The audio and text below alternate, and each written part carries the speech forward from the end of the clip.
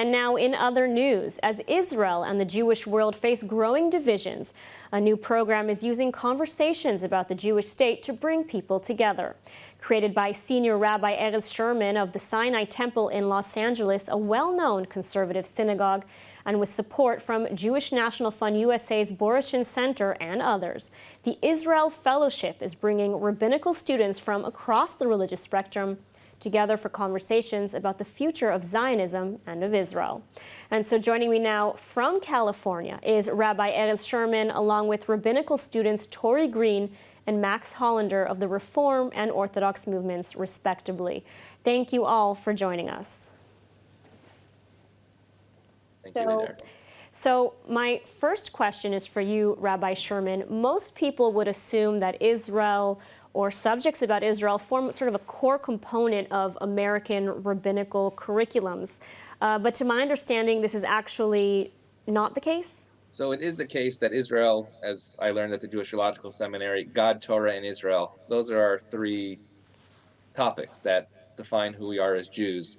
But what I saw within the last decade or so was that there is so much that needs to be covered, that what could we at Sinai Temple Israel Center provide that will supplement what is already happening.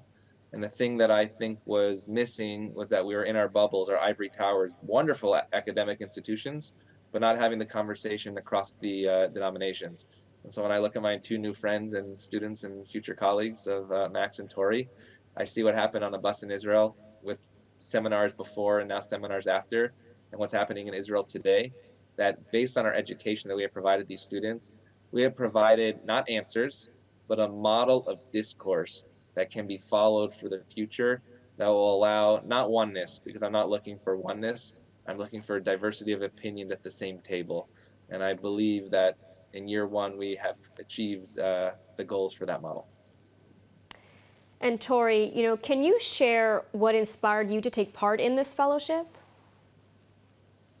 Yeah, so I am largely involved in the Israel conversation. I have an Instagram account, Divrei Tori, where I educate on Israel and Judaism.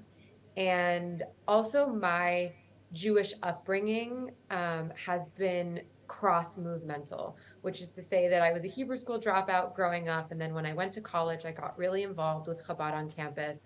And then I got involved with a more pluralist Jewish story and engagement. And now I'm at a Reform institution. And so for me, it is a priority to be a seam sitter, to be talking across the movements, across different Jewish opinions and understandings.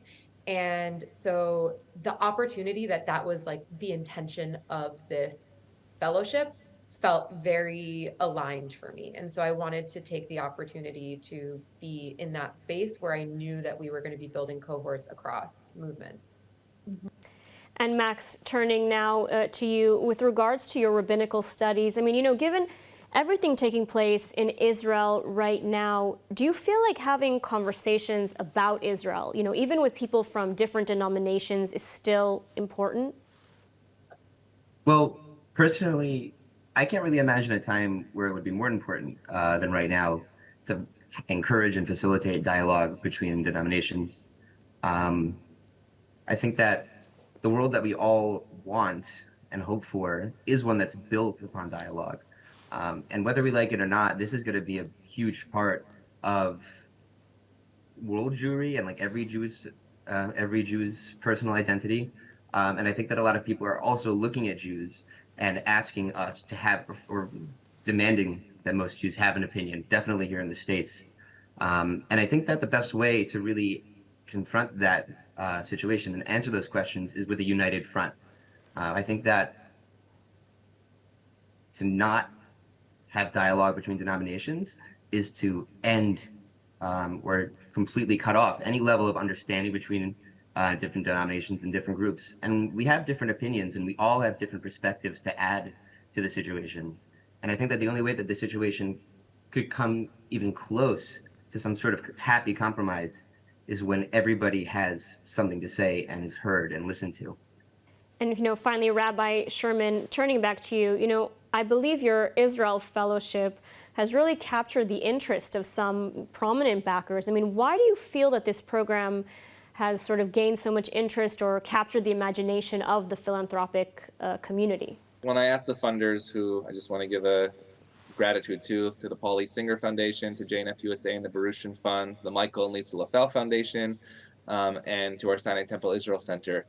They asked me, why would an Orthodox and Reform student come on ILTV one day and speak to each other? And when I asked Rabbi Wolpe, my senior rabbi at the time, he said, we're not going to talk about Shabbat observance, we're not going to talk about halakha and tefillah or kashrut, but the one thing that you can actually be at the table and talk about is Israel. And that was before we started. And I watched it on our first night in Israel when our tour educator, Yisrael Klitzner, said, say one word that you're feeling. And most people said nervous. And then the last day he said, revisit that word, and what are you feeling now? And most people said excited for the future. There are challenges, we're not going to ignore them, but you can only not ignore the challenges by in fact sitting at the table. When you look at our WhatsApp group of our trip right now, it's not saying kumbaya, we're all saying the same thing, we're having a conversation. I'm so grateful for that WhatsApp group, that it's not tweets and Facebook posts, but it's real intelligent conversation, asking each other, what united front, as Max said, should we present? What is happening in reforms?